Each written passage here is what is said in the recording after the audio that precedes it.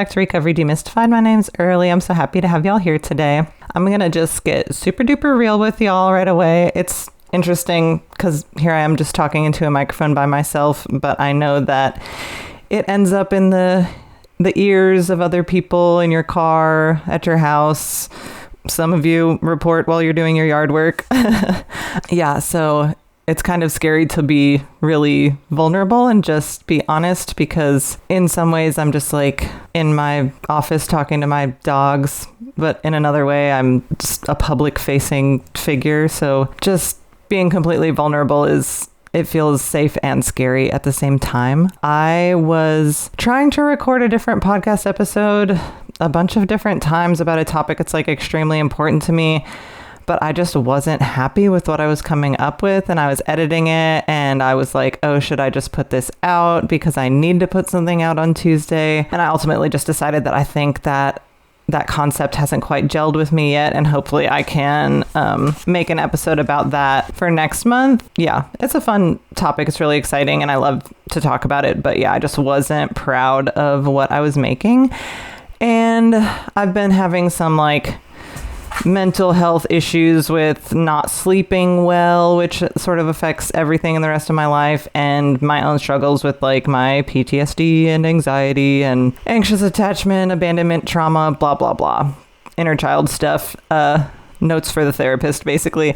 But I still wanted to put something out on Tuesday and not skip a week, even though I'm sort of going through it right now. So what I want to talk about is addressing addictive cravings and different ways that we can do that. So every emotion has like a beginning and an end, including addictive cravings. Like you're not just going to get a craving and have it forever. It's going to wax and wane, and it's going to pass with time. And what I mean by addictive cravings, sometimes I say that and people think that I mean like you're fucking foaming at the mouth and you're like rabid and going through some crazy experience. But all I mean by addictive craving is like a thought of wanting to use. That's all I mean, like a desire to use. And then oftentimes that's conflicted with our desire to not use, and that phenomenon is called cognitive dissonance, and it is because thoughts come from multiple places in our brain. Our desire to not use is our core self. That's our prefrontal cortex. That's our personality. That's the part of us that loves us and wants what's best for us, the part that has the ability to use critical thinking skills and stuff like that. The cravings are the addicted voice, and that comes from like deep in an ancient part of our brain in the limbic system, and that part of our brain only sees neurochemicals. And y'all have heard me say this a bunch of times before, but as we're unbrainwashing ourselves, sometimes we need to hear the same thing over and over and over for it to sink in. So that part of our brain that produces the thoughts of using, the cravings, whatever you want to call them, that part of our brain only sees neurochemicals, and it doesn't have access to like the complexity and nuance of the rest of our life. Nor does it have access to like the critical thinking skills or the memories of hungover mornings or blah, blah, blah, right? All it sees is spikes in dopamine. And to that part of our brain, dopamine means staying alive. So in a non-addicted brain, we get little bits of dopamine from things that help us stay alive, right? Like making a friend, drinking water, eating food, having sex, like little things, getting a hug will give us a bit of dopamine, right? So when we're addicted to something, addictive substances give us massive, ungodly amounts of dopamine, whether it's like alcohol, drugs, gambling, whatever, staring at your phone.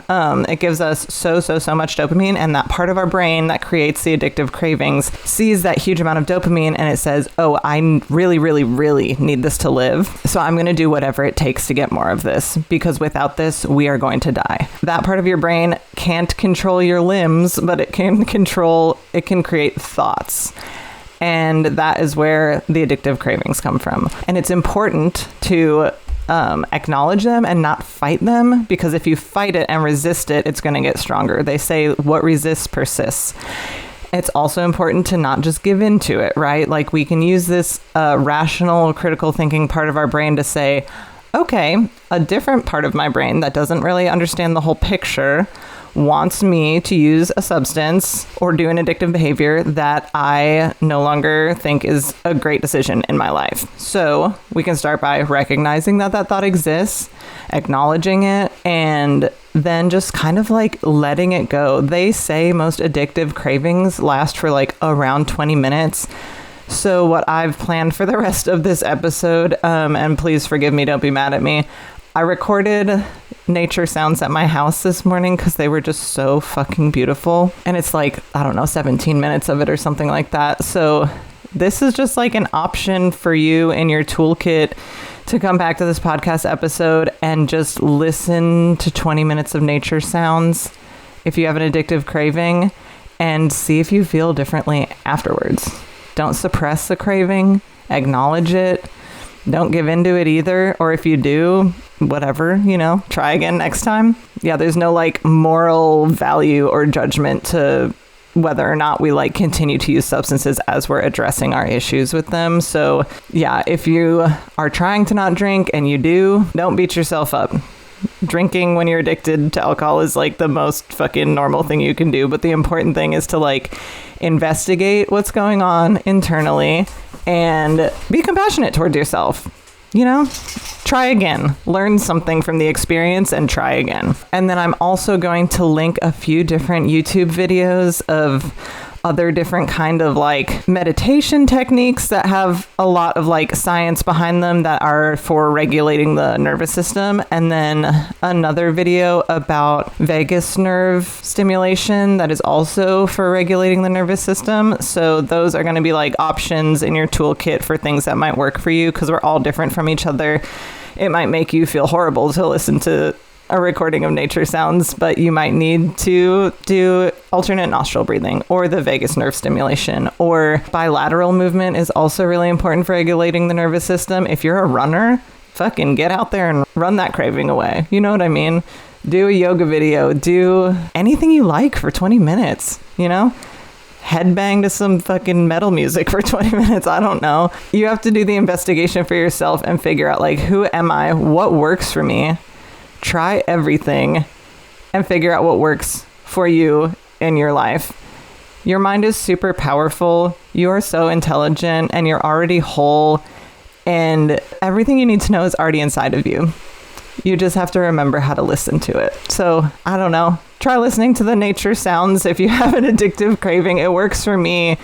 And then, yeah, a few other videos in the description are things that have also worked for me. But try something new. Try everything. Collect data on yourself. See what works. Write it down so you don't forget, because sometimes when we're like freaking out and having a craving, we might forget what works for us. And yeah, I believe in you. If you're struggling today, I'm fucking proud of you for surviving. I think you're so fucking cool for even like giving a shit about yourself and trying. And if you don't believe in yourself yet, I believe in you. Okay? I love you. May you be happy and free.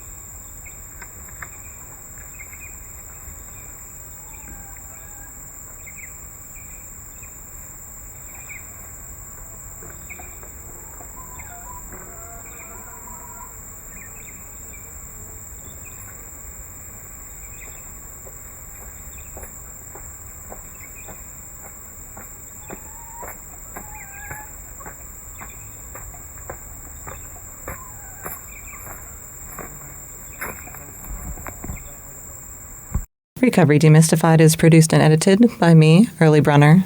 Stevie Petet made our logo. Our social media manager is Kaylee Bausch. Logan Bragg wrote our beautiful theme music. We are entirely supported by donations as a 501c3 nonprofit. Your tax-deductible donations can be made to our Venmo or to our PayPal at Recovery Demystified. May you be happy and free, dear listener.